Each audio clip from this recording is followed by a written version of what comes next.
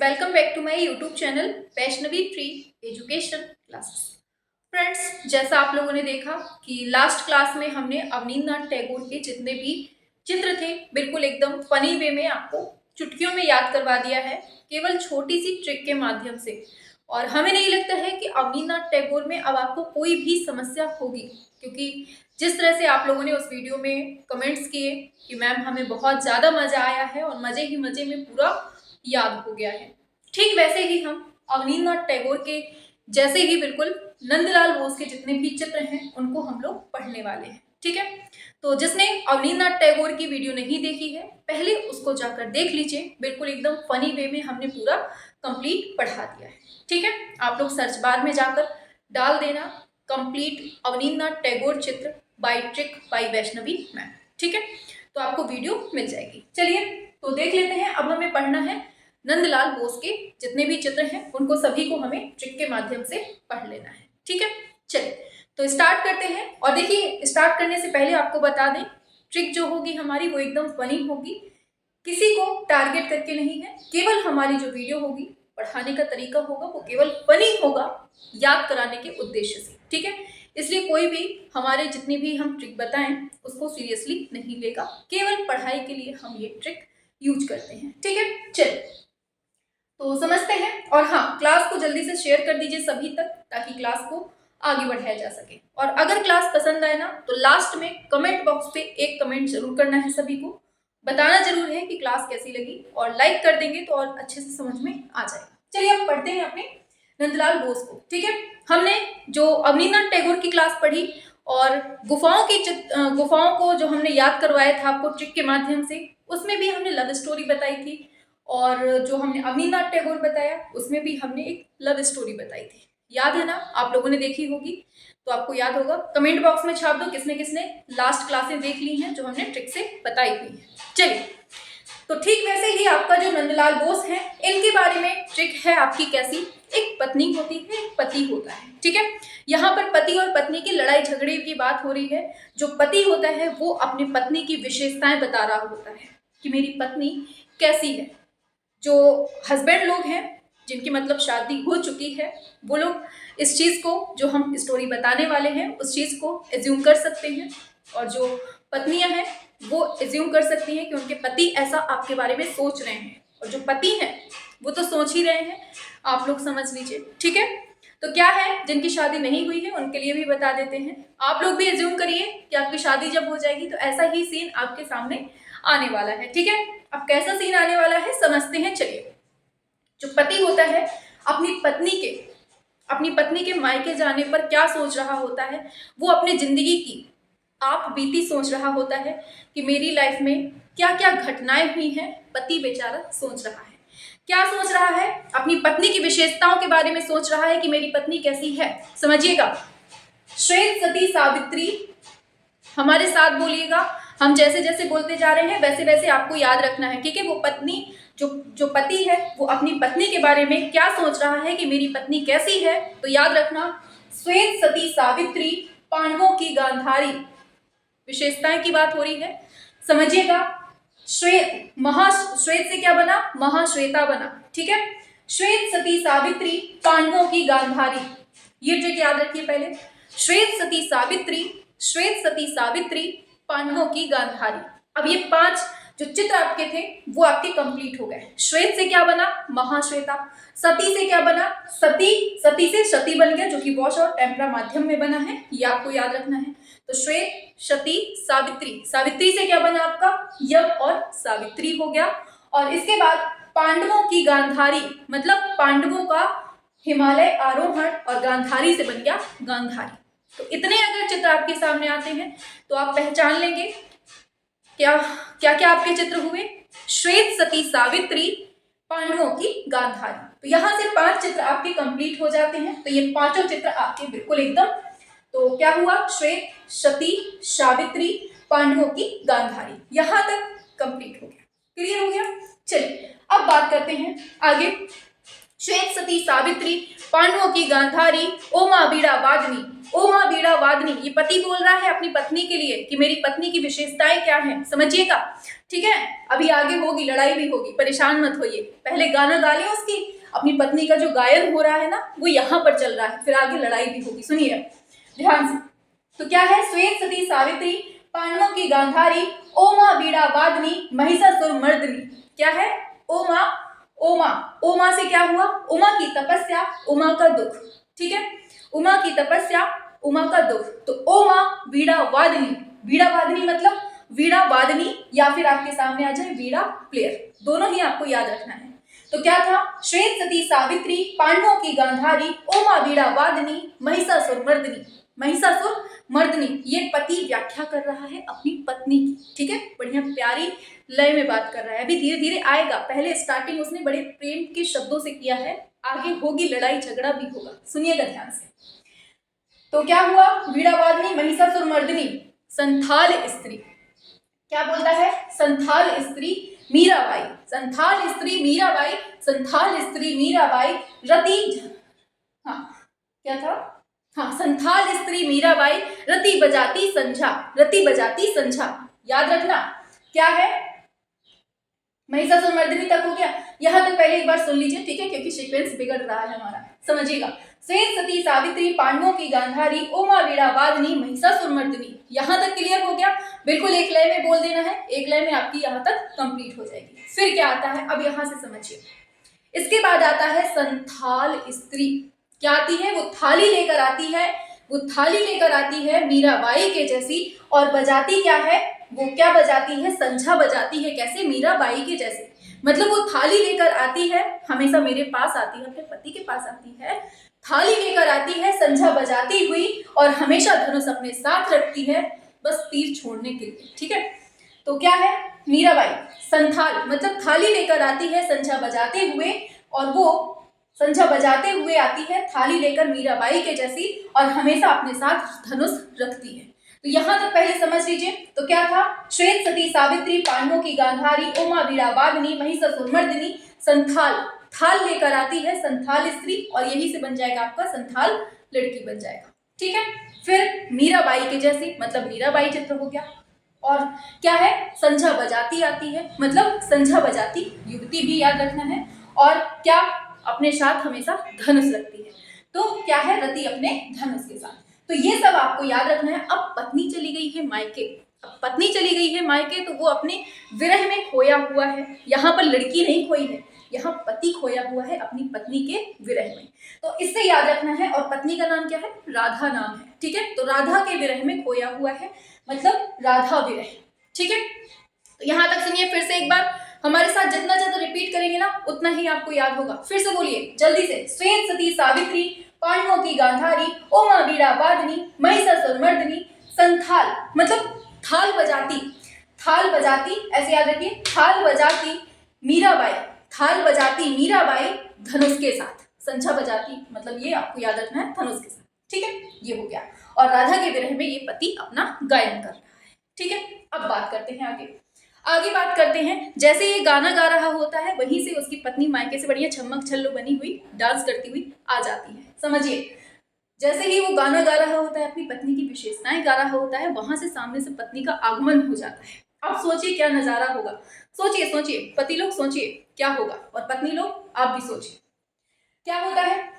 वो नर्तकी, वो बढ़िया गाना गा रहा होता है, वो बढ़िया आगमन कर रही होती है, वो फिर डांस करती है, दिखाती है कि अब मैं बताती हूँ तो मेरे को, नर्तकी, वहां से नर्तकी स्टार्ट हो जाता है। ठीक है, तो गुरुदेव व नर्तकी, गुरुदेव कौन है, पतिदेव है, और नर्तकी कौन है, वो उनकी पत्नी महारानी है। ठीक है, तो गुरुदेव व नर्तकी जो है, ये भी चित्र किसका है, नंदलाल बोस का है। तो आपको याद रखना, देखिए हमने स्टार्टिंग ही सती से किया है, तो सती का चित्र जो है सभी को याद होता है, इसलिए यहां से आपको याद रखना है सती जो बनाया है नंदलाल बोस ने। अब बस श्वेत सती सावित्री, यहां से आपकी पूरी ट्रिक बन जाएगी। ठीक है, यहां तक क्लियर हो गया। अब देखिए, गुरुदेव व नर्तकी हो गया, अब होती है भैया, अब क्या होता है, जैसे ही वो देख लेता है पत्नी को, हाय राम, अच्छा हुआ मैंने गलत नहीं बोला, बहुत अच्छी लाइन बोली। पत्नी क्या कहती है, फिर से गाना जरा, मेरी जो विशेषताएं गा रहे हो फिर से एक बार गाओ। तो वो फिर से गाता है बढ़िया स्टाइल में, क्या गाता है? श्वेत सती सावित्री पांडवों की गांधारी। हमारे साथ बोलिए, 2-3 बार बोलिए आप लोग फटाफट से, पूरा याद हो जाएगा। गारंटी है भूल नहीं पाएंगे आप, गारंटी है भूल नहीं पाओगे। चलो फिर से गाता है वो बढ़िया अपनी पत्नी खुश करने के लिए। क्या कहता है? श्वेत सती सावित्री पांडवों की गांधारी, ओमा बीड़ा वाग्मी महिषासुरमर्दिनी, थाल लेकर आती हो मीराबाई के जैसी, संझा बजाती हो और हमेशा धनुष रखती हो। जहां से उसने धनुष का नाम लिया, हाय राम, गुस्सा फूट गया। क्या हुआ? गुस्सा फूट गया। तो वो क्या कहता है? अरे मेरे बच्चों की माँ। क्या बोलता है? अरे मेरे बच्चों की माँ, मतलब मदर फीडिंग हर चाइल्ड, मेरे बच्चों की माँ। क्या? Mother feeding her child. तो ये आपको याद रखना है, ठीक है। अरे मेरे बच्चों की माँ, तुम तो मेरी चंपा हो, तुम तो मेरी चमेली हो। चंपा से क्या हुआ? डोलन चंपा, मतलब चंपा के आगे डोलने लगा। याद करना, अच्छे से याद रखना क्या बोल रहे हैं हम। राधा के विरह में बैठा हुआ है और जैसे ही विरह में बैठा हुआ है, गाना गा रहा है, इतने में पत्नी का आगमन हो गया। बेचारा हक्का बक्का, उसने कहा फिर से मेरी विशेषताएं गाओ ना। वो पूरा विशेषताएं गाता है, ठीक है। गाते ही गाते जहां धनुष का नाम सुनती है, बस को फूट उठता है। जैसे ही को फूट उठता है तो कहता है अरे मेरे बच्चों की माँ, मतलब मदर फीडिंग हर चाइल्ड, ठीक है। ये हो गया मेरे बच्चों की माँ। फिर क्या कहता है? अरे मेरी चंपा, मतलब चंपा के आगे डोलने लगता है। तो यहां तक के जितने भी चित्र हैं पूरे आपको याद हो गए होंगे, ठीक है। अभी लास्ट में एक बार फिर से रिपीट करवा देंगे तो आपको पूरा रट जाएगा, ठीक है। एक बार देख लें, चल रही है ना? हाँ चल रही है, चलिए ठीक है। तो यहां तक आपको कंप्लीट हो गया। चलिए अब आते हैं आगे। नंदलाल बोस में ही यहां तक के चित्र हमने पूरे कंप्लीट करवा दिए हैं। अब आगे आते हैं, आगे चलते हैं, ठीक है। अब जब वो डोलने लगता है आगे पीछे डोलने लगता है चंपा के आगे, तो क्या कहता है? घुमावदार तलवार लिए योद्धा, मतलब अब तो तुम चाहे जो कुछ कर लो। अब तुमने मुझे कहा है ना कि मैं धनुष लिए रहती हूँ, तो अब मैं तलवार लेकर बैठूंगी। अभी तक तुम धनुष देखा है तुमने मेरा, अब मेरी तुम तलवार देखोगे, ठीक है। पत्नी क्या कहती है? अब तुम मेरी तलवार देखोगे, है ना? ऐसा ही है ना? क्यों बताओ जल्दी से। हाँ जिनकी लगी हुई है ना, अभी जब होगी तब होगा उनके साथ, ठीक है। सब्र करो, सब्र का फल मीठा होता है। ऐसा ही खट्टा मीठा फल मिलेगा आपको, परेशान मत होइए। चलिए देखते हैं तो क्या है? घुमावदार तलवार लिए योद्धा। क्या है? घुमावदार तलवार लिए योद्धा। तो ये भी आपका किसका है? नंदलाल बोस का है, ठीक है। ये सारे पूछे जाते हैं, इंपॉर्टेंट क्वेश्चन है, ठीक है। जो आपके लास्ट ईयर एग्जाम में पूछे जा चुके हैं वो भी है इसमें, और जो आगे पूछे जाने की संभावना है ना, वो सारे चित्र यहाँ पर है, ठीक है। अब हमारे पास डिजिटल बोर्ड तो है नहीं कि हम एक एक चीज को बहुत अच्छे से बता पाए। जितना है उतने में ही संतुष्टि रखनी पड़ेगी, ठीक है। तो हमारे पास यही वाला बोर्ड है, इसी में हम आपको बता सकते हैं, वरना अगर डिजिटल होता तो उसकी बात ही अलग होती है। खैर इसी में आते हैं। चलिए तो क्या होता है? पत्नी क्या करती है? तलवार ले लेती है। कहती है अभी तक तुमने मेरा धनुष देखा है, अब तुम मेरी तलवार देखोगे। चलो क्या कहती है? तो फिर जब वो गुस्से में हो जाती है तो क्या कहता है पति? अरे तुम तो मेरी फूलन देवी, नहीं वो क्या कहता है? अरे तुम तो मेरी फूलन देवी हो, मेरी प्यारी सी गुड़िया रानी हो। दुनिया भर का मस्का लगाने लगते हैं, जैसे आजकल के लगाते हैं ना, आप लोग जानते होंगे। और हस्बैंड लोग जो सुन रहे हैं वो तो जानते ही हैं, उनको क्या बताया जाए, है ना। चलिए तो क्या है? फूल इकट्ठा करने वाले। वो क्या कहता है? तुम तो मेरी फूलन देवी हो, फूल इकट्ठा करती रहती हो मेरे लिए, मेरे बच्चों को संभालती हो, ये सब चीजें बोलने लगते हैं, मस्का लगाने लगते हैं, ठीक है। तुम तो मेरी अन्नपूर्णा हो, दिन रात हमारी सेवा करती हो, सुबह शाम हमारी सेवा करती हो, गुणगान हो रहे हैं, ठीक है। तो घुमावदार तलवार लिए योद्धा, फूलन देवी मतलब फूल इकट्ठा करने वाले, तो मेरे बच्चों को समेटे रहती हो, फूल मेरे फूलों को समेटे रहती हो, और अन्नपूर्णा हो तुम मेरे घर की, सुबह शाम हमारी सेवा करती हो। तो शाम से शाम याद रखना है आपको, ठीक है। ये होगा। आगे चलते हैं। कहता है कहता है तुम तो मेरी बकरी हो, तुम तो मेरी प्यारी सी बकरी हो। अरे भगवान, बकरी बोल दिया अब तो बकरी बोल दिया, अब तो बहुत भयंकर तरीके से होने वाली है, ठीक है। तुम तो मेरी प्यारी सी बकरी हो। जहां उसने बकरी बोला, अब बकरी भैया में शुरू हो गया, ठीक है। क्या होता है? बकरी हो मतलब बकरियां से याद रखना है, बकरी दे दे या फिर घायल बकरी दे दे, दोनों ही चित्र किसके हैं? नंदलाल बोस के हैं, आपको याद रखने हैं, ठीक है। तो बकरियां हो गया। अब बकरियां जब नाम आएगा तो आप लोग याद रखिएगा बकरी क्या खाती है। बकरी क्या खाती है ये आपको थोड़ा सा सेंस लगाना पड़ेगा अपना, ठीक है। वो हमेशा पौधों को खाती है, लेकिन ये जो बकरी है ना, ये जो पत्नी नाम की बकरी है ना, ये हमेशा अरहर का पौधा खाती है। आप लोग जानते होंगे कि हमेशा जब कुछ नहीं मिलता है तो वो अरहर की दाल बनाती है, क्या बनाती हैं, दाल ही चावल में काम चला देती हैं। नहीं मिला कुछ तो लौकी चला देती है ना, लौकी बना देती हैं। तो यहाँ पर जो बकरी खा रही है वो क्या कहती है, अरहर का पौधा लेकर आओ, जाओ जाओ जल्दी से अरहर का पौधा लेकर आओ। कहती है अपने पति से, चलो हो गई लड़ाई बहुत, अब जाओ अरहर का पौधा लेकर आओ। ठीक है, पति कहता है चलो ठीक है जाता हूँ। कुरुक्षेत्र, मतलब कुरुक्षेत्र तो बना ही था, कहता है जाता हूँ वरना यहीं पर कुरुक्षेत्र बन जाएगा बहुत भयंकर तरीके से। तो वो क्या कहता है, वो मन में सोचता है, पार्थ निकल लो इधर से, पार्थ निकल लो इधर से, कि अच्छा भयंकर वाला कुरुक्षेत्र बन जाए, निकल लो इधर से। तो क्या हुआ, कुरुक्षेत्र हो गया, पार्थ सारथी हो गया। वो क्या कहती है, कान खोल के सुन लो, अरहर का पौधा लिए बिना लौटे तो समझे रहना। क्या कहती है, कान साफ करके, मतलब कान साफ करने वाला, कान खोल के सुन लो, बिना अरहर के पौधे के आए तो खैर नहीं है तुम्हारी। ठीक है, तो वो कहता है जी साहब मैं जाता हूँ, दांडी मार्च करता हुआ फटाफट से निकलने लगता है। ठीक है, दांडी मार्च करके हुए बढ़िया से निकल जाता है। देख रहे हैं पत्नी का खौफ कितना भयंकर होता है, पावरफुल होती हैं पत्नियां, है ना। सही है कि नहीं, बताना है सभी को। चलो ठीक है, आ जाओ, हंसी मजाक में है, ठीक है, ट्रिक बता रहे हैं आपको, हंसी हंसी में सब कुछ याद हो जाएगा। ठीक है, चलिए तो क्या होता है, तो क्या कहता है, यहां से देखिए फिर से एक बार घुमावदार। वो कहती है धनुष देखा है, अब तुम तलवार देखोगे। रिपीट इसलिए कर रहे हैं कि भूले नहीं आप। ठीक है, पूरा हम फिर एक बार शुरू से रिपीट कर देंगे तो आपको भूलेगा नहीं फिर बिल्कुल भी। ठीक है, क्या कहती है, तुमने मेरा धनुष देखा है, अब तुम मेरी तलवार देखोगे। तुमने मुझे धनुष कैसे बोला कि मैं धनुष लिए रहती हूँ। ठीक है, तो कहता है अरे तुम मेरी फूलन देवी हो, तुम मेरी फूलन देवी हो, मेरे फूले बच्चों को संभाले रखती हो, तुम नहीं हो। ठीक है, ऐसे बोलता है। कहता है तुम मेरी अन्नपूर्णा हो, तुम सुबह शाम हमारी सेवा करती हो, तो शाम से शाम बन गया। ठीक है, आगे क्या होता है, बकरियां। कह देता तुम तो मेरी प्यारी सी नन्ही मुन्नी सी बकरी हो। आए हाय, बकरिया बोल दिया।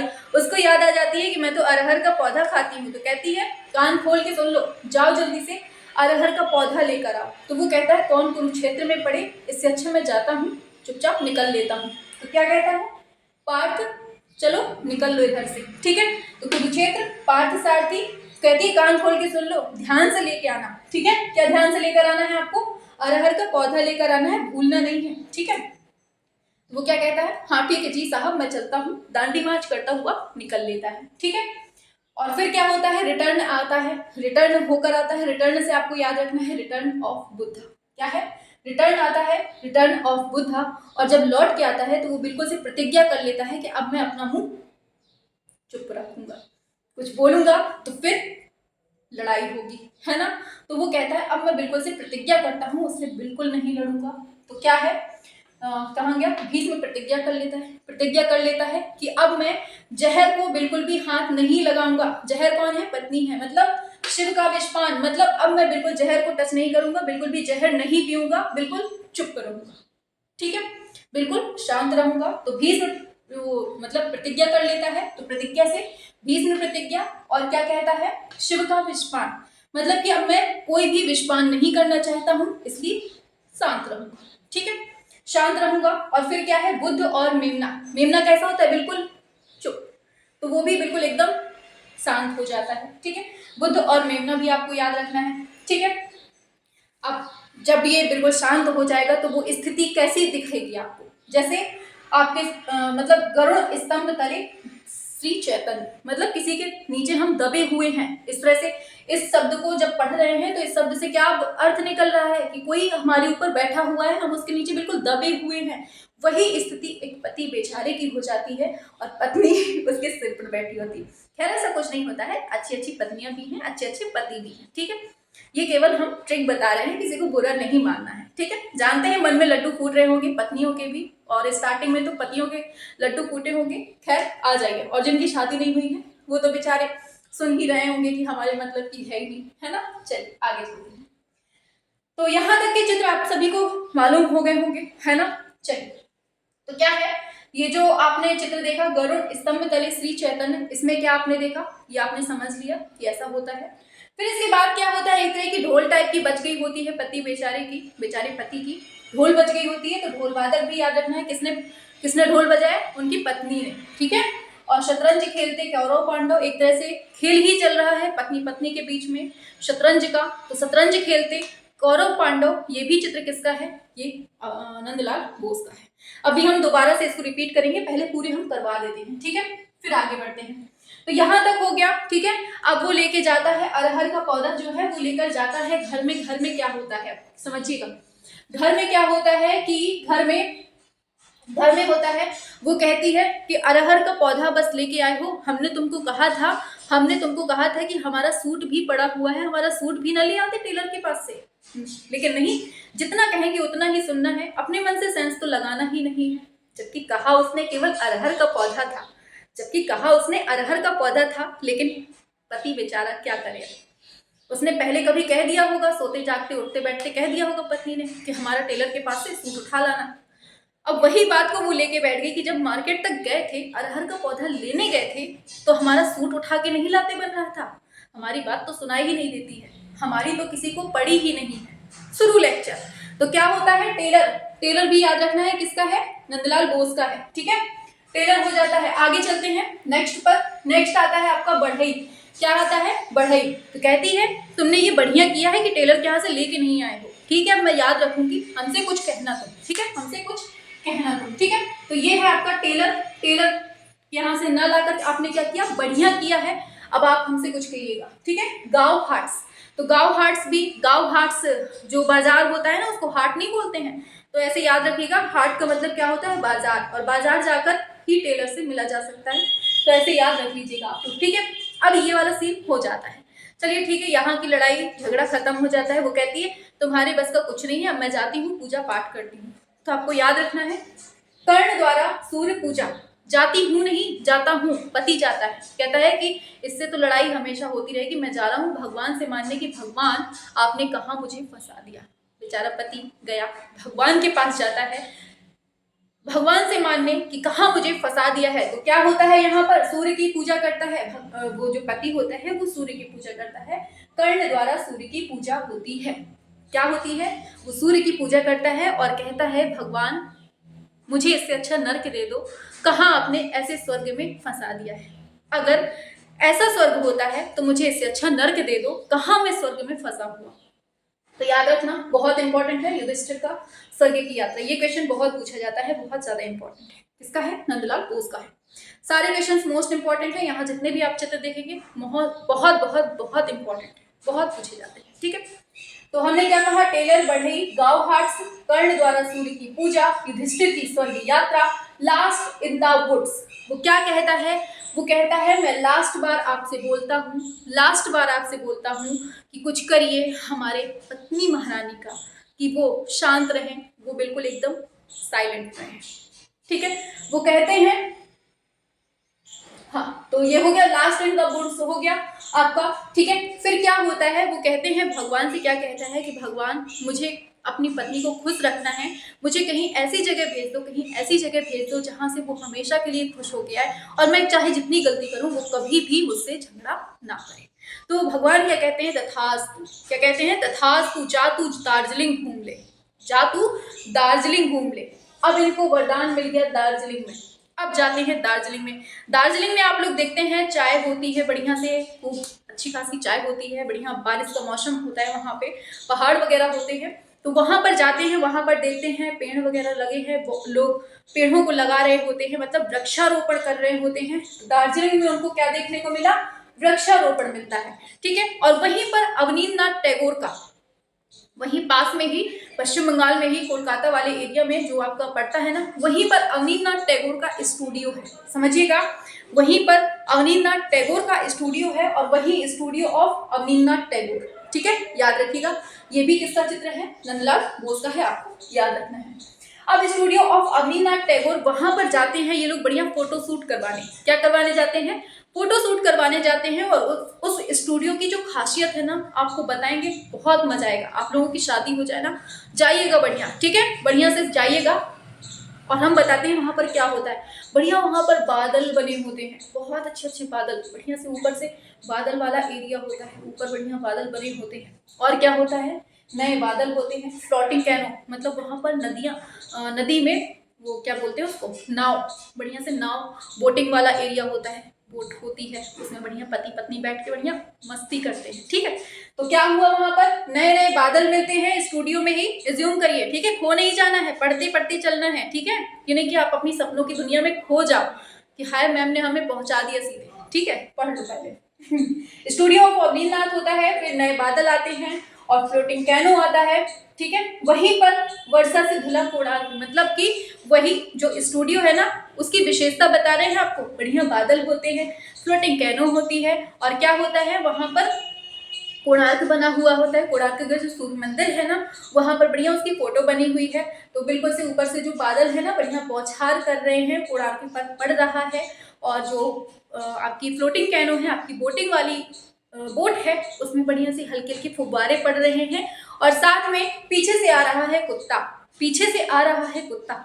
इतनी चीजें आपको याद रखनी है। ये आपका स्टूडियो की बात हो रही है। तो स्टूडियो में हमने क्या क्या देखा आप लोग समझिए। स्टूडियो में हमने नए बादल देखे, फ्लोटिंग कैनो देखा, युधिष्ठिर और उनका कुत्ता आरोही देखा, वर्षा से धुला कोणार्क देखा। ये सब आपने कहाँ देखा? स्टूडियो में देखा। सुनने में आपको स्टोरी थोड़ी सी लॉन्ग लगेगी, क्यों? क्योंकि हमने थोड़ा सा रिपीट कर करके और हर बात को दो दो बार बताया है, इसलिए थोड़ी सी वीडियो लंबी लग रही होगी। अब हम इसको रिपीट करके एक बार बताते हैं। हम देख लें, चल रही है वीडियो? हाँ बिल्कुल चल रही है।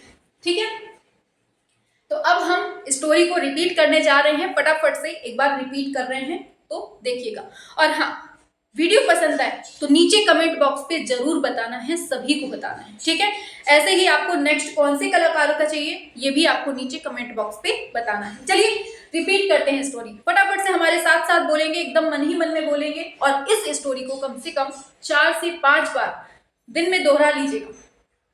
पूरी उम्मीद है कभी भूल नहीं पाएंगे आप, कभी नहीं भूल पाएंगे, सोने में भी आप बता देंगे। ठीक है, चलिए आ जाइए। देखिए, श्वेत सती सावित्री पांडवों की गांधारी, श्वेत सती सावित्री पांडवों की गांधारी, ओ मां वीणावादिनी महिषासुरमर्दिनी। ये लाइन तो बिल्कुल से रटी होनी चाहिए हर किसी को, यहां तक के चित्र तो आपको मुंह जबानी रटे होने चाहिए। श्वेत सती सावित्री, श्वेत सती सावित्री पांडवों की गांधारी, ओ मां वीणावादिनी महिषासुरमर्दिनी। यहां तक क्लियर हुआ? आगे क्या होता है? थाल लेके आती हो मीराबाई के जैसे, संझा बजाती हुई, और साथ में धनुष हमेशा रखती हो तीर मारने के लिए, बातों के तीर। ठीक है, आगे और क्या हो गया फिर? हाँ, तो ये जो गाना गा रहा है वो कौन गा रहा है? पति महोदय गा रहे हैं। और जब ये पति महोदय गाना गा रहे होते हैं, उसकी पत्नी मायके में होती है और वो विरह में गा रहा होता है कि मेरी पत्नी की विशेषताएं ये है। ठीक है, अब वहां से पत्नी आ रही होती है और सुन लेती है, कहती है कि एक बार फिर से गाइए ना मेरे लिए जो गाना गा रहे थे। तो वो गाता है, कैसे गाता है? फिर से गाता है, श्वेत सती सावित्री पांडवों की गांधारी, ओ मां वीणावादिनी महिषासुरमर्दिनी, थाल लेकर आती हो मीराबाई के जैसे, और संझा बजाती हुई आती हो धनुष लेके। जहां से वो धनुष सुनती है गुस्सा खौल उठता है, और क्या बोलते हैं, बादल फटने लगते हैं, बिजलियां कड़कने लगती हैं, गुस्सा फूटने लगता है। ठीक है, ये हो जाता है। अब जब वो आती है, ये तो हम सीन भूल ही गए, जब वो आती है ना तो वो नर्तकी टाइप में आती है, बिल्कुल से कहती है अब मैं डांस करूंगी, गुरुदेव जी आप गाना गाओ। ठीक है, तो गुरुदेव और नर्तकी यहाँ से हो जाता है। जब वो गुस्से में आ जाती है तो पति जो होता है वो कहता है अरे मेरे बच्चों की माँ, मतलब मदर फीडिंग हर चाइल्ड, ये आपको याद रखना है। और फिर जब वो गुस्सा होती है ना तो वो कहता है अरे मेरी चंपा, मैं आपके आगे पीछे डोल रहा हूँ, तो डोलन चंपा आपको याद रखनी है। यहाँ तक तो कोई समस्या नहीं होगी, यहाँ तक बिल्कुल से हंसी हंसी में पूरा याद हो जाएगा। यहाँ की बात करते हैं हम। वो क्या कहती है? तुमने मुझे कहा कि मैं धनुष लेकर खड़ी रहती हूँ, अब मैं धनुष को छोड़कर अब मैं सीधे तलवार उठाती हूँ। ठीक है, क्या कहती है? तलवार उठाती हूँ। तो तलवार लिए, घुमावदार तलवार लिए योद्धा आपको याद रखना है। कहता अरे अरे नहीं नहीं नहीं नहीं, आप तो मेरे फूलों की माँ हो, मेरी फूलन देवी हो, तो याद रखना है फूल इकट्ठा करने वाली। ठीक है, तो मेरी अन्नपूर्णा हो, मेरे घर की सुबह हो, मेरे घर की शाम हो, मेरी सेवा करने वाली हो, तो शाम भी आपको याद रखनी है। ठीक है, तुम तो मेरी प्यारी सी नन्ही सी मुन्नी सी बकरी हो। ठीक है, जहां से वो बकरी बोलता है और गुस्सा खौल उठता है। ठीक है, बकरी बोलता है और गुस्सा खौल उठता है। कहती है अब तुमने बकरी बोला है तो जाओ अरहर का पौधा लेकर आओ। ठीक है, अब ये तो भैया कुरुक्षेत्र बन गया है, ये तो क्या बन गया है? कुरुक्षेत्र बन गया है। अब वो कहता है, मन में सोचता है कि पार्थ निकल लो इधर से। जैसे ही जाने वाला होता है वो कहती है सुनो, कान खोल के अरहर का पौधा लेकर आओ। ठीक है चलिए, ये केवल एज्यूम करिए आप लोग, ठीक है। रियलिटी इसमें कुछ भी नहीं है, केवल समझाने के उद्देश्य से हम ये कहानी बनाए हुए हैं, ऐसा कोई नहीं बोलता है, ठीक है। चलिए आ जाइए। तो पार्थ सारथी हो गया, ठीक है, कान साफ करने वाला हो गया। फिर वो कहता है, जहां से सुन लेता है, कहता है अब तो निकल लो वरना गुस्सा ज्यादा ही फूट जाएगा। तो वो डांडी मार्च करते करते निकल लेता है, ठीक है, डांडी मार्च हो गया। और जब वो लौट कर आता है तो क्या कहता है, अब मैं बिल्कुल से प्रतिज्ञा कर लेता हूँ कि अब मैं कुछ भी ऐसा नहीं बोलूंगा कि जिससे मुझे जहर पीना पड़े, विषपान पीना पड़े, ठीक है, विषपान हो। और बुद्ध वो बिल्कुल से मेमना बन जाता है, बिल्कुल चुप हो जाता है, ठीक है। और वो स्थिति कैसी लग रही होती है, गरुड़ स्तंभ तले श्री चैतन्य, ये आपको याद रखना है। और फिर एक तरह से उसकी ढोल बज जाती है, और बजाती कौन है, उसकी पत्नी बजा देती है। और शतरंज खेलते कौरव पांडव एक तरह से देखने में लगता है ये सीन। आगे चलते हैं। आगे जब वो लेकर आता है अरहर का पौधा, अब पत्नियों की तो आदत होती ही है, पति लोग जानते होंगे, है ना, होती है कि नहीं, सभी लोग बताइए जल्दी से, अभी अभी बताइए, ये चीज होती है कि नहीं। अगर वो एक काम पहले कभी बोल देती हैं और अगर आप उसी जगह से वापस लौट के आते हैं तो हमेशा कहती हैं कि हमने तो आपसे ये भी कहा था, आप क्यों नहीं लेकर आए। होता है कि नहीं होता, 100% होता है कि नहीं होता, सभी लोग छाप के बताओ, जो भी इस दर्द से गुजर चुके हैं सभी लोग बताइए, ठीक है, अपनी अपनी कहानी जरूर शेयर करिएगा। चलिए, अब वो जब अरहर का पौधा लेकर आता है तो क्या कहती है, मैंने आपसे एक दिन बोला था कि उस टेलर के पास में मेरा सूट पड़ा हुआ है, आप उठा के नहीं ला सकते थे, वहीं तक गए थे, लेकिन नहीं, मेरी तो किसी को पड़ी नहीं है, ठीक है, बढ़िया है। तो टेलर हो गया, बढ़िया हो गया, और हाट गया था, मतलब हाट को ही बाजार बोलते हैं, तो गांव हाट आपको याद रखना है, ठीक है, यहाँ तक हो जाता है। अब वो कहता है, कहाँ से मैं इसके पल्ले पड़ गया, अब तो मैं जाता हूँ भगवान को मनाता हूँ, ठीक है, भगवान के पास जाता है। तो भगवान कौन से भगवान, सूर्य पूजा करता है, कर्ण द्वारा सूर्य पूजा करता है, सूर्य पूजा करता है। तो क्या कहता है, भगवान मुझे तो, अगर आप तो कहते थे कि ये स्वर्ग मिल रहा है, लेकिन मुझे तो इससे अच्छा नर्क लग रहा है, मुझे नर्क में ही ढकेल दो। तो भगवान क्या कहते हैं, भगवान कहते हैं परेशान मत हो, परेशान मत हो, ये तुम्हारी लास्ट समस्या है, मतलब लास्ट इन द वुड्स, ठीक है, ये तुम्हारी लास्ट समस्या है। अब मैं तुम्हें एक अच्छी जगह भेजता हूँ जहां से तुम अपनी पत्नी को हमेशा खुश रखोगे। तो वो कहता है, कहाँ भेजेंगे, तो कहते हैं दार्जिलिंग भेज दीजिए हमें। तो कहते हैं तथास्तु, जाओ तुम दार्जिलिंग जाओ।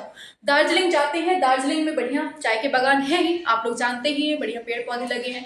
तो वहाँ वृक्षारोपण देखते हैं, वृक्षारोपण हो गया। वहीं पास में ही अवनींद्रनाथ का एक स्टूडियो है जहाँ वो अपनी पत्नी को लेके जाता है। वहाँ पर जो स्टूडियो होता है ना, वहाँ पर बढ़िया बड़े बड़े बादल होते हैं, ऊपर बढ़िया अच्छा सा होता है और बादल होते हैं, नीचे बढ़िया से नदी बह रही होती है, नदी में बढ़िया बोटिंग करने वाला होता है, बढ़िया दोनों बैठे मस्ती से घूम रहे हैं, खुश हो जाती है वो। फिर युधिष्ठिर और उनका कुत्ता आरोही वहीं घूम रहा होता है, वहीं आसपास घूम रहा होता है, और वर्षा से धुला हुआ कोणार्क का जो सूर्य मंदिर है वहीं से दिख रहा होता है।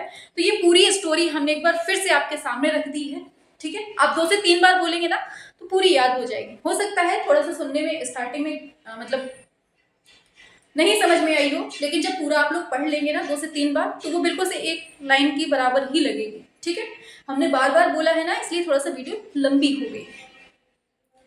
तो यहाँ तक हो गया। ये सब चित्र किसके हैं, नंदलाल बोस के हैं, ठीक है। इसके पहले हमने अवनींद्रनाथ टैगोर को पढ़ाया है। अगर आपने नहीं पढ़ा है तो फटाफट से जाइए, दौड़ लगा के एकदम स्पीड में उसको पढ़ लीजिए, उसको हमने ट्रिक से पढ़ाया है। और नंदलाल बोस आज हमारे हो ही गए हैं। अब आपको कौन सा कलाकार नेक्स्ट में चाहिए वो आपको बताना है। जो नेक्स्ट कलाकार की हम ट्रिक आपको बताएं उसको आपको नीचे कमेंट बॉक्स पे बताना है। और नीचे कमेंट बॉक्स पे ये भी बताना है क्लास कैसी लगी आपको, ट्रिक कैसी लगी, समझ में तो आया कि नहीं आया। इतना तो पता है, देखिए आपको अगर ट्रिक भी नहीं याद रही एग्जाम में तो एक चीज याद रहेगी, अगर उसने पूछ लिया वर्षा से धुला कोणार्क, अगर उसने एग्जाम में पूछ लिया वर्षा से धुला कोणार्क, तो आपके दिमाग में कहीं ना कहीं क्लिक होगा कि पति पत्नी घूमने गए थे और वहां पर वर्षा से धुला हुआ कोणार्क देखा था।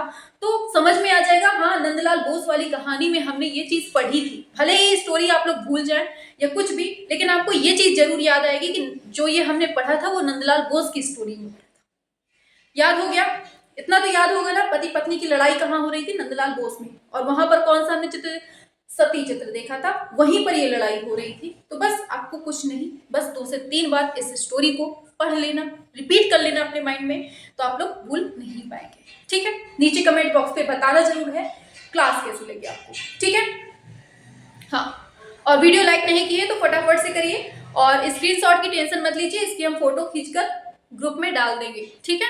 चलिए, फिर भी लेना है तो ले लीजिए स्क्रीनशॉट। चलिए